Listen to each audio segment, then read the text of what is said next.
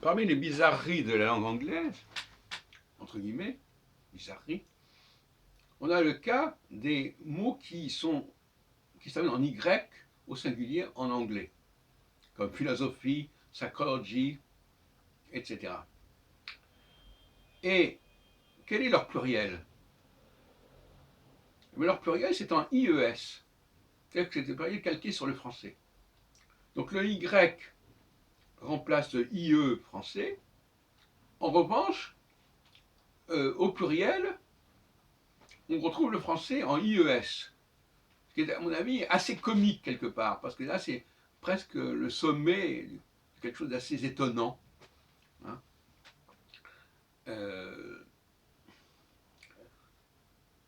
Pourquoi est-ce qu'il en est ainsi? Cette capacité de l'anglais à se calquer et à maintenir son lien avec le français à tel point, moi je ne sais pas si j'avais été anglophone, j'aurais essayé de prendre de la distance par rapport au modèle français. Eh bien pas du tout, on écrit philosophie exactement à la française, au pluriel, philosophies, ça ne prendra pas de la même manière, mais c'est exactement au niveau orthographique, vous écrivez philosophie en anglais ou en français, au pluriel, on ne sait pas si c'est de l'anglais ou du français. Et ça, le problème se pose à des tas de cas, sauf évidemment dans le problème avec les accents. Mais par exemple, bon, je vois pas, c'est évident, on le connaît par cœur, ce problème-là. Bon. Alors, pour aller un peu plus loin, effectivement, l'anglais ne gère pas les rapports du masculin et féminin au niveau de l'orthographe, il ne distingue pas. Président, ça peut se prononcer, ça se prononce president, ça se prononce de façon féminine. Dans bien des cas, l'anglais prononce les mots français au féminin. Puisqu'à partir du moment où on prononce la dernière consonne d'un mot, on est dans le féminin en français. Intelligent, intelligente. Intelligent, ça se rapproche plus d'intelligente que d'intelligent.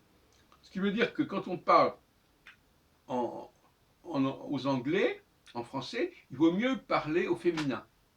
Il vaut mieux prendre des exemples au féminin. Il vaut mieux dire cette personne est intelligente. This person is intelligent. Alors là, la personne va comprendre. L'anglais, à moins qu'il soit complètement bouché, il comprend le français dans ce cas-là. Par contre, dès que j'emploie le mot intelligent, là, il va, à moins d'être très très doué pour les langues, ce qui n'est pas le cas de tout le monde, il ne va pas très bien savoir où ça en est.